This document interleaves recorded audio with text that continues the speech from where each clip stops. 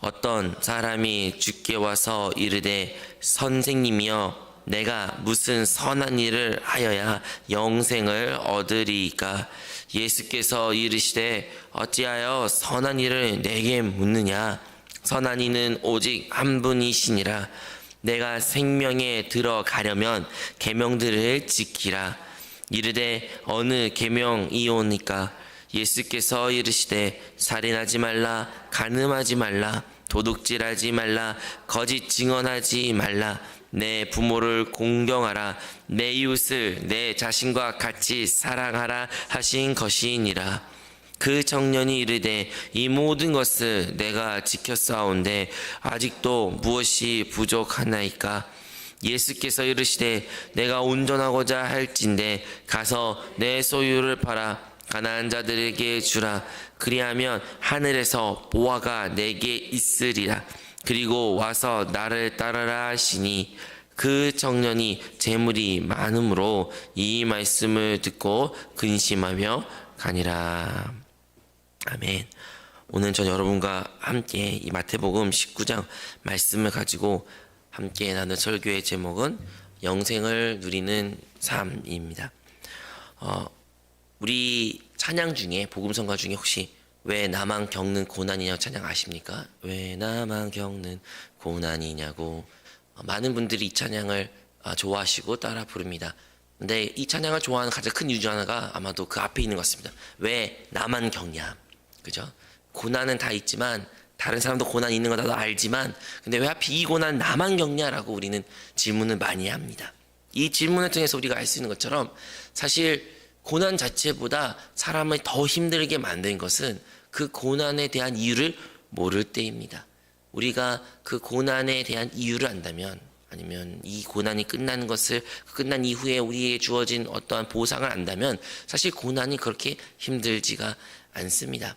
내가 사업장에서 돈을 열심히 힘들고 어렵지만 그 사업의 그날의 수고 끝나면 나에게 어떤 큰 보상, 뭐 매출이 잘 나오든 아니면 보너스가 나오든 아니면 큰 어떤 보상이 나에게 주어진다면 그 어려운 일은 그렇게 어렵게 느껴지지 않습니다. 근데 사람을 힘들게 하는 것은요, 아무리 내가 그렇게 힘들고 고난과 고통 가운데 있는데 이것이 왜 내가 고통과 고난이 있는지 알지 못하면 사람은 그것으로 말미암아 더 힘들어합니다. 그 찬양의 가사 첫 제목처럼 왜 나만 겪는 고난이냐고 우리는 이 왜라는 질문을 많이 하게 됩니다. 그리스도인들이 이 땅 가운데 살아갈 때도 예수님을 통하여 구원을 얻었을지라도 여전히 고난과 고통 가운데 환난 가운데 놓일 때가 많이 있습니다. 하지만 여전히 그리스도인들은 그 왜라는 질문을 합니다. 왜 나는 이런 고난을 겪고 있는가? 아니면 하나님께 기도합니다. 하나님, 왜 나에게 이러한 시련을 주십니까? 왜 나에게 이런 고난을 주십니까? 하나님, 이유를 알고 싶습니다. 라고 묻습니다. 오늘 그 왜에 대한 질문을 함께 나누기를 원합니다. 여러분, 우리 믿는 이들은요, 세상 사람들과 다릅니다. 우리가 예수 그리스도를 믿는 그 순간부터는 우리는 세상과 완전 다른 존재로서 새로운 피조물로서 살아가게 됩니다. 왜냐하면 예수 그리스도 우리가 영접하기 이전에는 예수 그리스도를 알기 이전에는 우리는 하나님과 원수된 존재였습니다. 하나님과 원수되었다는 뜻은 하나님으로부터 영원한 벌, 영원한 심판에 놓일 수밖에 없는 우리의 운명이었습니다. 우리는 하나님을 알지도 못했습니다. 우리는 하나님과 원수된 관계를 가진 자였습니다. 그런 우리를 하나님께서 그의 아들 예수 그리스도를 통해 우리가 하나님을 알게 하셨고 하나님께 나아갈 수 있는 길을 허락하셨고 이제 누구든지 예수 그리스도를 믿는 자들은 영생을 허락해 주셨습니다. 그러므로 모든 그리스도인들은 영생을 얻은 자로서 하나님의 자녀가 된 자로서 하나님의 권세를 얻는 줄로 믿습니다. 그러므로 이 영생은요, 그리스도인들에게 주어진 가장 큰 축복입니다. 그러면 영생을 얻는 자들은, 그 영원한 생명을 얻은 자들은 어떠한 자들일까요? 그들은 어떠한 삶을 살아야 될까요? 로마서 15장 13절 같은 경우에 이런 말씀이 기록되어 있습니다. 소망의 하나님이 모든 기쁨과 평강을 믿음 안에서 너희에게 충만하게 하사라고 기록되어 있습니다. 믿음 안에서 충만하게 하사, 무엇을요? 다름 아니라 기쁨과 평강을. 예수 그리스도를 믿는 그 믿음 안에 있는 거하는 자들은 하나님께서 그들에게 무엇을 주신 것입니까? 다름 아니라 기쁨과 평강을 주신다는 것입니다. 그냥 준 것뿐 아니라 충만하게 주신다는 것이에요. 그러면 예수 믿는 그들은 모든 삶 가운데 그들 안에는 기쁨과 평안이 충만해야 됩니다. 우리 모두가 그 체험을 가졌습니다.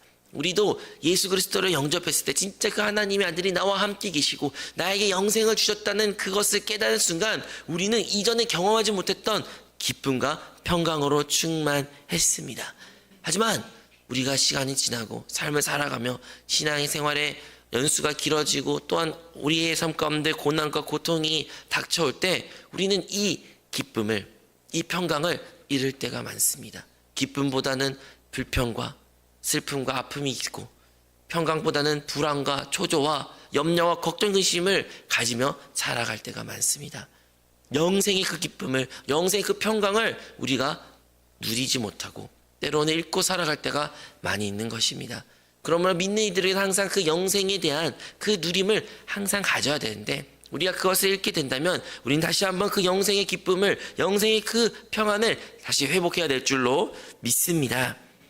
이 영생이라는 것은 예수 그리스도 믿는 자들에게 주어졌습니다. 근데 오늘의 본문의 말씀에 보면 어떠한 청년이 그 예수님께 나아가는 것이죠. 예수님께 나아가서 묻습니다. 선생님, 내가 무엇을 선한 일을 해야 나도 이러한 영생을 얻을 수 있습니까? 근데 이 청년이 말하는 영생은요, 구약시대의 유대인들, 그 당시에 유대인들이 가졌던 영생 개념과 동일합니다. 구약에서 말하는 영생은 하나의 보상입니다. 영원한 생명이라고 하는 것이죠. 즉 죽음 이후에 율법을 잘 지키고 선한 일을 잘한 자를, 하나님께 합당한 삶을 살아가는 자들에게 주어진 하나의 보상인 것입니다. 우리에게 주어진 보상의 개념으로 이 청년은 묻는 것이죠. 그 당시 모든 유대인들이 알고 있던 개념으로서 다니엘서에서 기록된 그 영생의 기록과 같이 내가 무엇을 하면 이 영생, 그 하나님께서 주어진 그 보상을 주십니까? 라고 묻습니다. 그리고 예수님은 그 질문에 그 청년이 궁금했던 것을 답하십니다. 영생을 얻으려면 너가 한 것처럼 계명을 다 지켜야 된다. 계명, 우리가 알고 있는 살인하지 말라, 도둑질하지 말라, 간음하지 말라. 또한 내 이웃을 내 몸같이 사랑하라 라는 그런 개념을 지켜야 된다라고 우리 예수님께서는 그 청년에게 말합니다. 그런데 그 청년은 말하죠. 선생님, 저는 어렸을 때부터 그 모든 계명들 다 지켰습니다. 그런데 여전히 나에게 부족한 것이 무엇입니까? 라고 묻습니다. 여러분, 이 청년은 압니다. 영생을 얻기 위해서는 계명을 지켜야 되는 것을 압니다. 그래서 그 보상을 얻기 위해서, 이 하나님께 주어진 그 보상을 얻기 위해서 그는 그 율법을 다 지켰습니다. 그리고 확신과 또한 그 율법을 잘 지켰다는 확고한 믿음도 있었습니다. 그래서 그는 어떻게 보면 영생을 얻었다고 생각할 수 있지만 이상하게도 그에게는 그 영생을 얻었다는 확신은 없었던 것이죠. 율법을 잘 지켰고 모든 계명을 다 잘 지켰다는 그런 확신이 있을지 모르나, 그런데 내가 영생을 소유했을까? 나는 이 보상을 얻은 자일까라는 그 질문에는 물음표를 갖곤 합니다.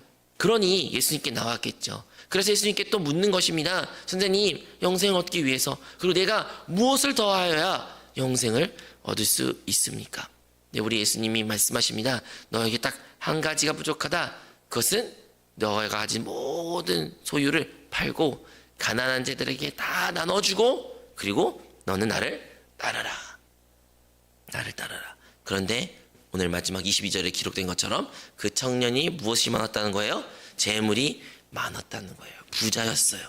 부자. 아주 큰 돈이 많고 부자가 많았기 때문에 그 말씀을 듣고 근심하며 결국 예수님을 떠나게 되었다라고 오늘의 본문의 말씀이었습니다. 여러분, 이 말씀을 통해서 우리는 실망할 수가 있습니다. 그리고 예수님의 제자들도 이 말씀 듣고 되게 실망했습니다. 도대체 어떻게 하면 우리가 영생을 얻을 수 있습니까? 예수님이 이 청년이, 이 사람이 떠나고 나서 제자들에게 이런 말씀을 하십니다. 그 다음에 이어진 말씀이 뭐냐면, 부자가 천국에 들어가는 것이 매우 어렵다. 낙타가 바늘귀에 들어가는 것만큼 어렵다. 불가능하다는 것이에요. 하나님의 나라에 들어간 것이, 천국에 들어간 것이 어렵다는 것입니다. 그러니까 우리가 알고 있는 것처럼 이제 천국은 이제 신약 시대에 접으면서 우리에게 보상으로 주어진, 믿는 이들에게 큰 축복인데, 영생을 얻고 천국을 소유하는 것이 우리에게 주어진 큰 복인데, 근데 그 천국을 소유하는 것이 부자들에게 매우 어렵다는 것입니다. 이 이야기 듣게 이제 제자들도 또 말하죠. 그럼 도대체 이 천국을 하나님 나라를 누가 소유할 수 있습니까? 라고 말했을 때 다른 사람은 다 못하고 오직 하나님만 하실 수 있다라고 예수님은 말씀하셨습니다. 이 말씀을 통해서 우리는 기억해야 될 것은 예수님이 이 청년에게 어떻게 보면 이 청년이 할 수 없는 그 일을 요구하셨습니다. 모든 재물을 팔아라. 모든 재물 팔고 너는 나를 따르라. 이 청년이 재물이 많다는 것을 과연 예수님이 모르셨을까요? 아니요, 예수님은 그것을 아셨습니다. 모든 것을 아셨던 예수님이 근데 왜 그런 무리한 요구를 할 수도 없는 그 일을 왜 시켰을까요? 이 청년을 미워서일까요? 이 청년이 미워서 이 청년이 그 영생을 얻는 것을 방해하기 위해 천국에 들어가는 것을 방해하기 위해 예수님께서 그런 요구를 하셨을까요? 결코 그렇지 않습니다. 마가복음에서는 똑같은 본문이 나오는데요. 마가복음 10장에서는 예수님께서는 이 청년을 사랑했다고 말했습니다. 예수님은 이 청년이 모든 율법을 지켰음에도 불구하고 예수님께 나와 내가 무엇을 해야 됩니까? 라는 그 태도에 너무나도 기특하게 여기셨습니다. 그래서 사랑으로 했던 말이 바로 저 말씀이셨습니다. 너의 모든 소유를 팔고 너는 나를 따르라. 마가복음 10장 21절 이렇게 기록되어 있습니다. 예수께서 그를 보시고 사랑하사 이르시되 내가 아직도 한 가지 부족한 것이 있으니 가서 내게 있는 것을 다 팔아 가난한 자들에게 주라. 그리하면 하늘에 보화가 내게 있으리라. 그리고 와서 나를 따르라. 예수님은 분명하게 그 요구를 하신 것은 사랑으로 말씀하셨던 것입니다. 진짜 이 청년을 이 사람을 사랑하셨기에 모든 것을 팔고 나를 따르라고 말씀하셨던 것이죠. 그런데 어떻게 이 청년이 할 수 없는 것을 예수님은 요구하신 것이 사랑이라고 우리가 말할 수 있을까요? 그것은 천국은 하나님의 나라는 그 영생의 기쁨과 평강을 누리기 위해서는 바로 하나님께서는 어떤 조건이 있다는 것을 말씀하셨기 때문입니다. 우리가 오늘 읽었던 마태복음 19장 말씀 같은 경우에는 이 사건이 있기 전에 한 사건이 더 기록되어 있습니다. 그 사건은요, 다름 아니라 바로 어린아이를 데리고 예수님께 안수기도를 받으려고 사람들이 몰려왔을 때 제자들이 그것을 다 뿌리칩니다. 아니, 예수님 이렇게 바쁘신데 어린아이 데려오지 말라. 이 어린아이 왜 데려왔냐? 예수님 지금 피곤하시고 힘들고 뭐 해야 될 중요한 일들 많은데 어린아이들 어이 빨리 너희는 부모님께 다 알아. 너 딴 데 가라. 이렇게 내치실 때 예수님께서 그것을 나무라신 거죠. 이들을 내치지 말고 내게 오라. 그리고 예수님이 말씀하셔요. 천국은 누구 같은 자들일 것이라고요? 이와 같은 자들. 그러니까 이 어린아이와 같은 자들을 천국은 줄 것이다 라고 말씀하십니다. 그리고 그들을 축복하시고 안수하시고 그 어린아이들을 보내셨죠. 분명히 예수님은 천국은 어떠한 사람들의 것이라고 말씀하셨습니까? 이 어린아이 같은 자들에게 천국을 주어진다는 것이에요. 그러니까 물리적으로 어린아이들만 들어갈 수 있다 그런 의미가 아니라 이 어린아이 같은 자들이 그러한 믿음을 소유한 자들만이 천국에 들어갈 수 있다라는 것입니다. 여러분, 어린아이들의 특징은 무엇입니까? 어린아이들은요, 온전히 부모님만을 바라보고 부모님만으로 만족하고 부모님이라요 기뻐하는 자들입니다. 여러분, 어린아이들이 부모님과 함께 있다면 그들이 어디 있든 그들은 별로 두렵지 않습니다. 하지만 그들에게 두려운 것은 무엇인가요? 부모님이 없을 때 그들은 초조하고 두려워하는 것입니다. 어린아이들이요, 좋은 집에 살든 좀 집이 부좁든 그들에게는 그것이 어떻게 보면 중요하지 않습니다. 우리 어른들의 세계에서는 평수가 넓고 편안하고 안락하면 그게 좋은 것이고, 좀 단칸방이고 작은 방이면 되게 안 좋은 것이고, 환경이 어려우면 그거 힘든 것이고, 환경이 좋으면 우리에게 편하다라고 생각할 수 있지만 어린아이들에게 있어서는 평안, 기쁨은 무엇입니까? 그들과 부모님이 있냐 없냐에 달려있는 것이에요. 부모님이 있으면 세계 어디 가든 상관이 없습니다. 근데 반대로 아무리 좋은 것을 줘도 그것 가운데 부모님이 없이 산다는 것은 그들에게는 가장 큰 슬픔이고 두려움이고 그 어떠한 것도 바꿀 수 없는 것이에요.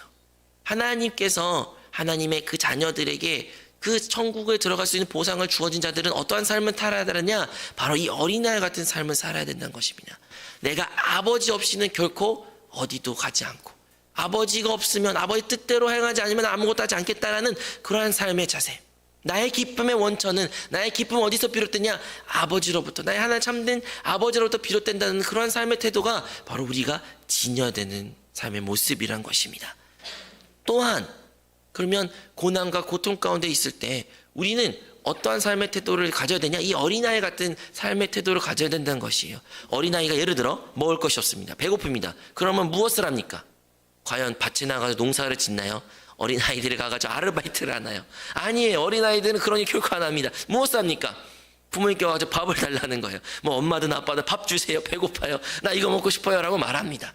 그리고 그것을 당당하게 말하고 요구하고 그것을 부탁을 합니다. 때로는 이제 부모님이 말하죠. 야, 밥때가 아니다. 간식을 그렇게 먹더니 거봐라. 밥 배고프지? 그러니까 다음에 밥을 먹어. 이렇게 나무랄지언정 그래도 그들은 그 어려운 상황 놓였을 때 부모를 찾아갑니다. 다른 어려움도 마찬가지예요. 배고픔만 아니라 어떠한 두렵고 무서운 상황이 있어도 그들은 부모님에게 도움을 청하는 것입니다. 그런데 어른들은 어떻게 하나요?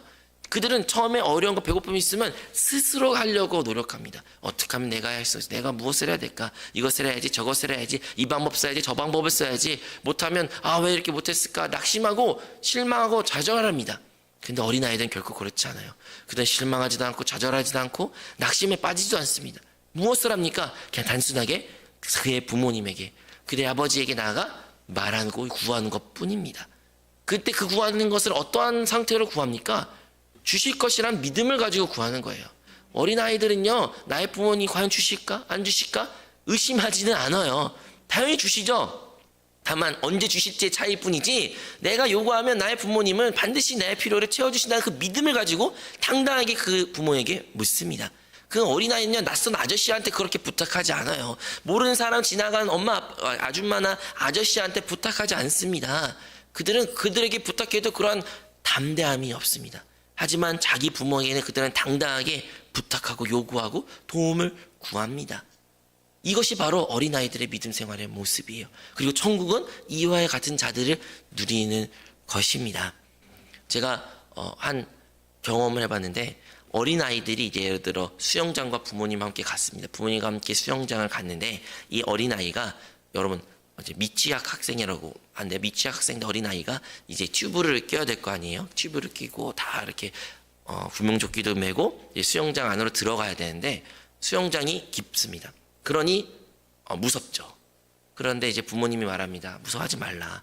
이게 튜브가 있으니까 너 절대로 가라앉지 않는다. 부모님이 있으니까 두려워하지 말고 그냥 들어와라. 재밌다. 근데 어린아이가 그 수영장에 들어가니까 발이 안 닿으니까 막 무서워하는 거예요. 막 살려주세요. 나 무서워요. 어떻게 할지 모르겠어요. 아빠, 엄마 살려주세요. 막 소리 지르는 거예요. 엄마 아빠가 말해요. 아니야, 두려워할 필요 없어. 진짜 괜찮다니까. 너 안 가라앉아. 엄마 아빠 있잖아. 근데 그래도 막 소리를 고래고래 칩니다.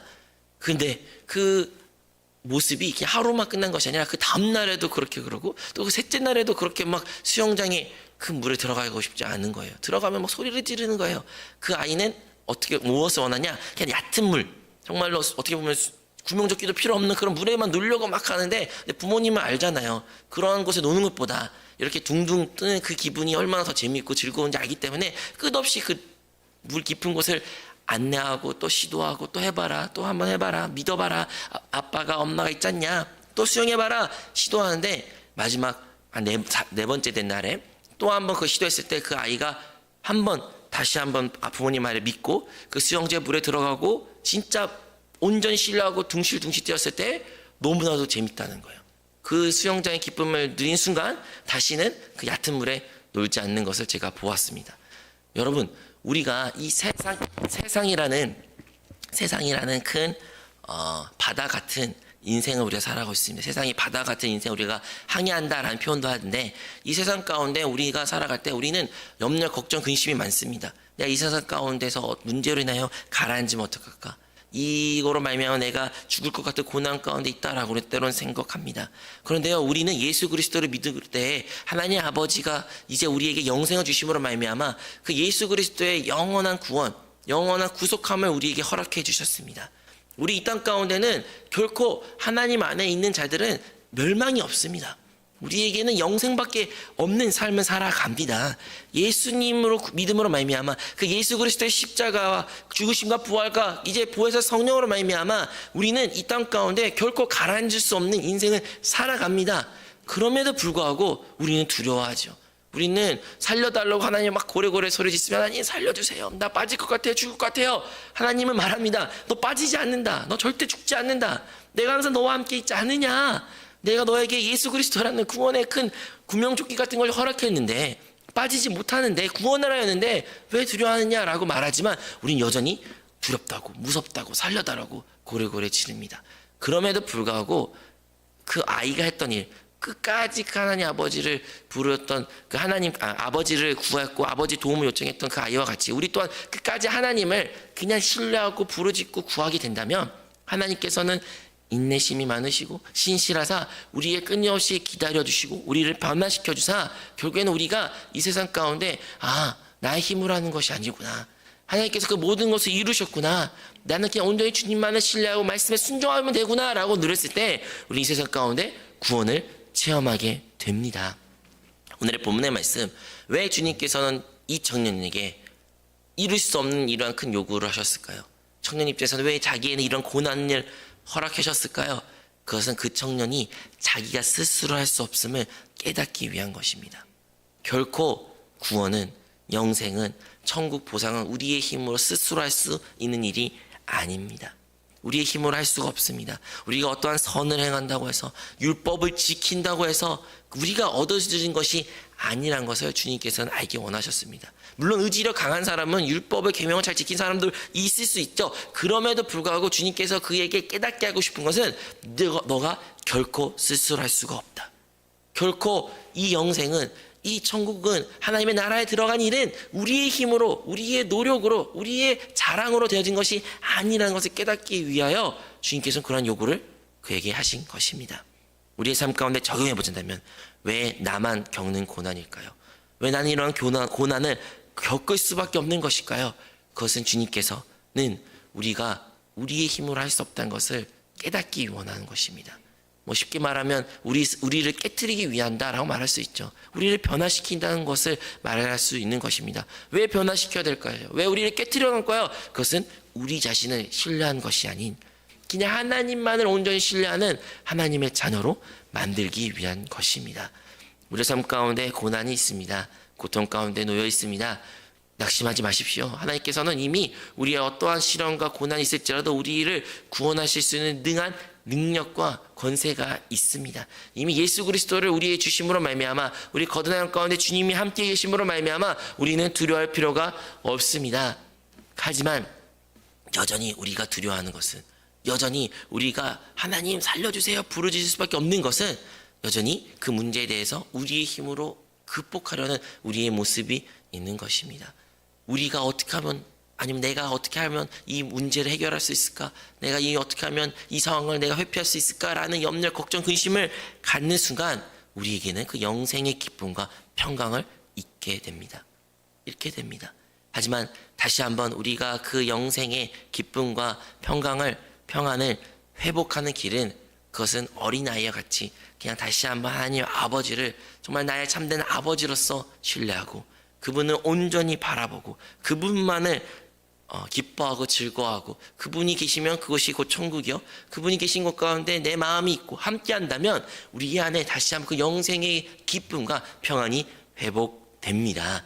그런 자들만이 그 천국을 소유할 수 있으며 하나님의 나라에 들어가 평안을 누리게 됩니다. 여러분, 구약에는요, 영생은 어떠한 죽음 이후에 주어진 하나의 보상으로 이해했지만 예수 그리스도께서 오시면서 예수님은 우리에게 영생이라는 개념을 다르게 깨닫게 해주셨습니다. 영생은 이미 예수님을 믿는 자들에게 주어진 복입니다. 우리가 잘 알고 있는 말씀처럼 하나님 이처럼 세상을 사랑하사 독생자를 주셨으니 이는 저를 믿는 자마다 멸망치 않고 무엇을 얻게 하여 영생을 얻게 하려 함이라 말한 것처럼 예수 그리스도를 믿는 자들에게 무엇을 주셨다? 영생을 주셨다는 거예요. 그러니까 예수님을 믿는 순간부터 우리는 영생을 이미 소유하게 되었습니다. 영생, 그 영원한 생명, 그 하나님만이 영원하신데 그 하나님의 생명을 얻는 자라는 것입니다. 하나님의 자녀가 되었던 복을 우리는 받았습니다. 이미 예수님 믿음으로 말미암아 우리에게 영생을 소유하게 되었습니다. 이제 그 영생을 소유, 하나님의 자녀된 자로서 우리가 다시 한번 그 하나님의 자녀된 삶을 회복하게 된다면 하나님 아버지를 아버지로 모시고 아버지로 바라보고 아버지만을 의지하고 아버지께 부르짖는다면 우리 안에 세상에 있었던 모든 염려, 걱정, 근심은 사라지게 될 것이며 하나님의 놀라운 축복을 누리는 하나님의 성도들이 될 줄로 믿습니다. 기도하겠습니다. 하나님 아버지, 우리 모두가 다시 한번 하나님이 주어주신 그 영생의 기쁨과 평안을 누리게 하여 주시옵소서. 어떠한 환경에 잘됨과 못됨으로 인하여 기뻐하고 평안을 누리는 것이 아니라 내 안에 계신 그리스도로 말미암아, 내 안에 계신 그 영생으로 말미암아, 나와 함께 하신 하나님으로 말미암아, 하나님 아버지로 말미암아 우리 모두가 기뻐하고 즐거워하며 평안을 누리는 자가 되게 하여 주시옵소서. 그러기 위하여 다시 한번 우리의 생각을 영안에 두기를 원합니다. 우리의 시선을 하나님 아버지께 고정하기를 원합니다. 하나님의 말씀에 우리의 귀를 기울이기를 원하오니 우리가 성령의 기름 부음에 순종하는 오늘 하루를 살아갈 때 우리 안에 세상이 줄 수 없는 기쁨과 평안을 허락하여 주시옵소서. 이 모든 말씀 예수님의 이름으로 기도합니다. 아멘. 하늘에 계신 우리 아버지여, 이름이 거룩히 여김을 받으시오며 나라가 임하시오며 뜻이 하늘에서 이루어진 것 같이 땅에서도 이루어지이다.